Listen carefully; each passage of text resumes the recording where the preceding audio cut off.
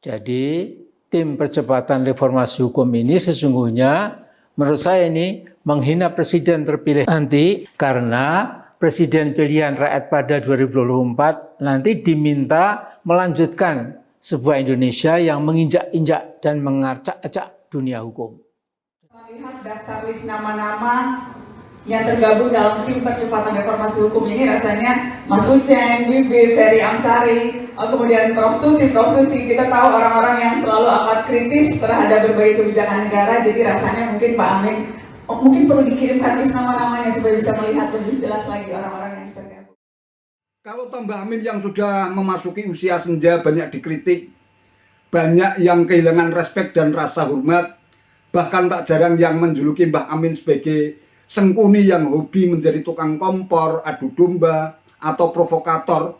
Menurut hemat saya kok karena sikap Mbak Amin sendiri yang dinilai belum bisa manjing ajur-ajer, berpikir jernih, masih dipenuhi dengan nafsu dan syahwat politik kekuasaan.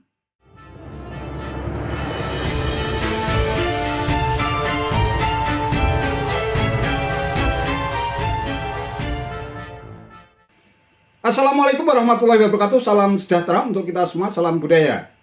Sahabat-sahabat tercinta sebangsa dan setanah air yang sangat saya hormati, bukan Amin Rais kalau tidak nyinyir dan selalu menyerang pemerintahan Jokowi. Kebencian akut yang sudah terlanjur mengeram dalam urat nadi dan hatinya membuat Ketua Majelis Syuro Partai Umat itu tak pernah bisa tobat untuk bernafsu menghabisi Presiden Jokowi. Menko Polhukam Mahfud MD pun yang dipercaya oleh Presiden Jokowi untuk membentuk tim percepatan reformasi hukum ikut terkena getah kebencian sosok yang akrab disapa Mbah Amin itu. Melalui video yang diunggah di channel YouTube-nya Amin Rais Official pada tanggal 1 Juni 2023 yang lalu berjudul Pak Jokowi, hentikan manuver politik Anda. Mbah Amin mengingatkan Presiden Jokowi untuk segera menyetop manuver politik yang dinilainya berbahaya dengan memanfaatkan anak buah di lingkungan kekuasaannya. Salah satu manuver Presiden Jokowi yang disebutnya berbahaya adalah pembentukan tim percepatan reformasi hukum yang diisi oleh para pakar hukum kenamaan.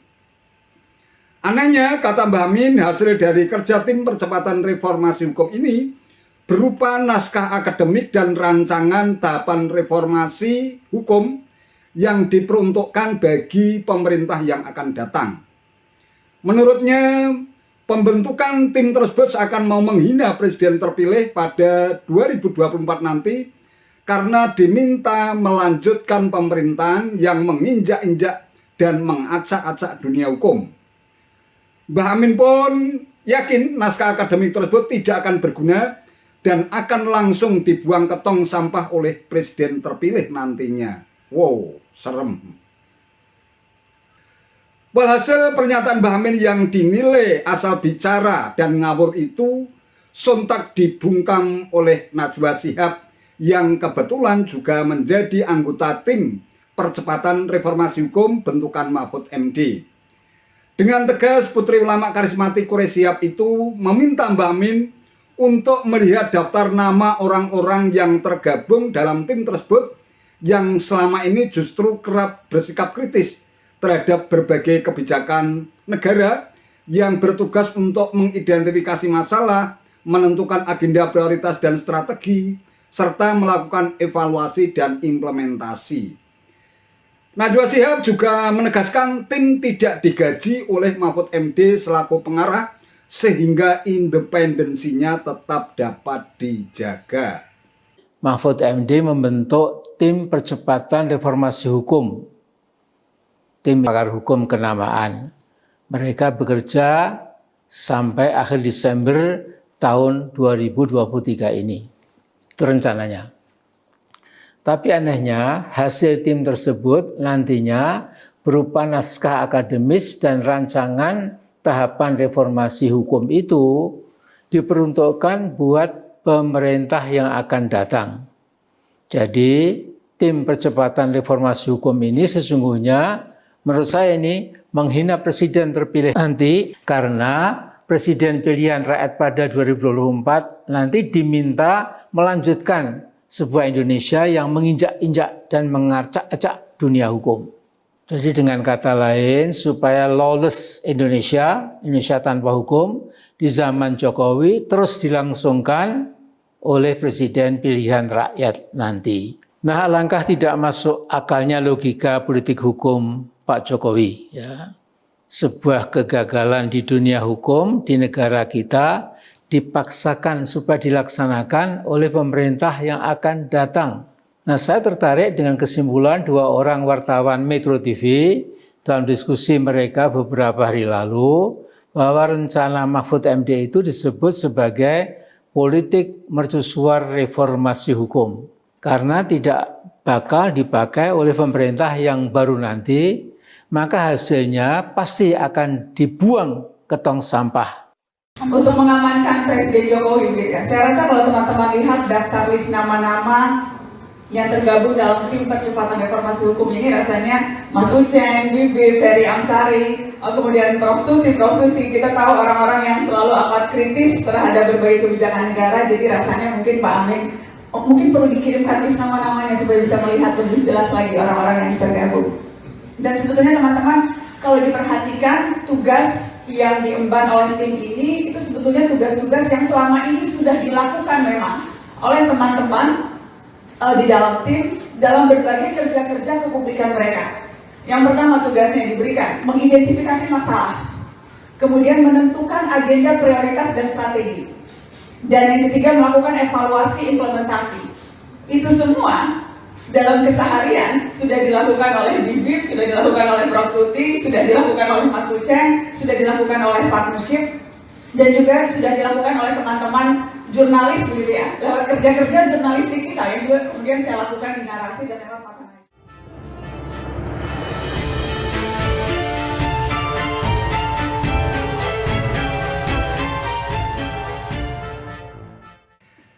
Sahabat-sahabat tercinta sebangsa dan setanah air yang sangat saya hormati, apa yang disampaikan oleh Najwa Shihab itu memang ada benarnya.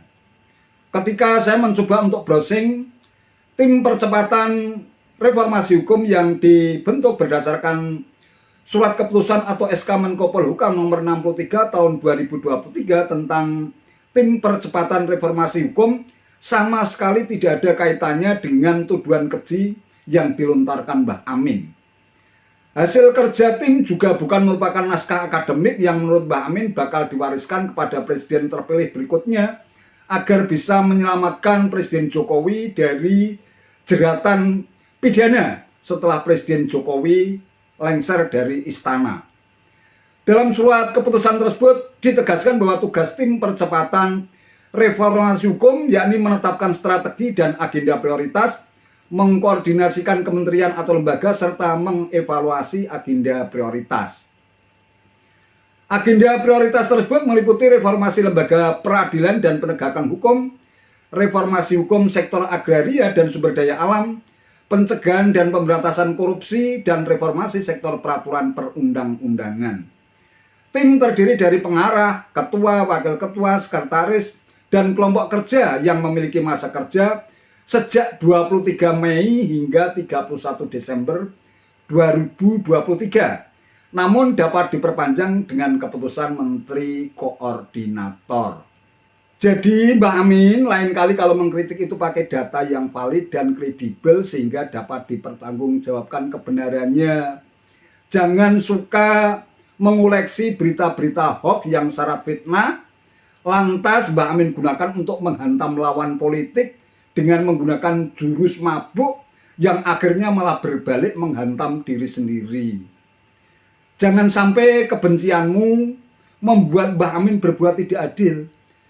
Seorang kepala negara yang memiliki political will atau kemauan politik untuk mempercepat reformasi hukum dengan memberikan kepercayaan sepenuhnya kepada Menko Polhukam Mahfud MD yang dikenal kredibel, bertanggung jawab, pemberani, dan tak pernah kenal kompromi terhadap koruptor dan mafia.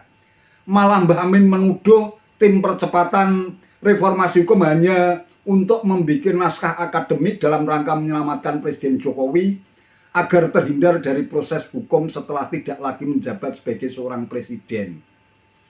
Lantas berhalusinasi bahwa naskah akademik tersebut akan langsung dibuang ke tong sampah oleh presiden terpilih pada Pilpres 2024. Itu kan skenario jahat yang Mbah Amin reka-reka sendiri akibat kebencian Mbah Amin kepada Presiden Jokowi yang sudah amat sangat sulit untuk bisa disembuhkan.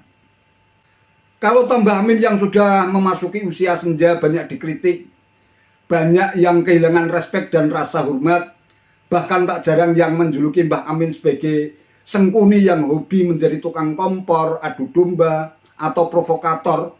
Menurut hemat saya kok karena sikap Mbah Amin sendiri yang dinilai belum bisa manjing ajur-ajir, berpikir jernih, masih dipenuhi dengan nafsu dan syahwat politik kekuasaan.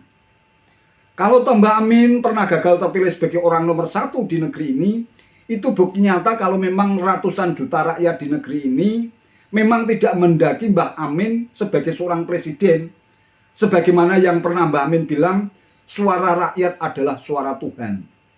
Sudah Mbah Amin ya, pesan saya buat Mbah Amin, hidupkan kembali rasa malu ke dalam hati sanubari Mbah Amin yang sempat mati suri sehingga tak gampang terhasut oleh halusinasi yang bersemayam dalam imajinasi Mbah Amin yang terus memberikan bisikan-bisikan sesat. Itu saja yang bisa saya sampaikan. Terima kasih atas perhatiannya. Wassalamualaikum warahmatullahi wabarakatuh.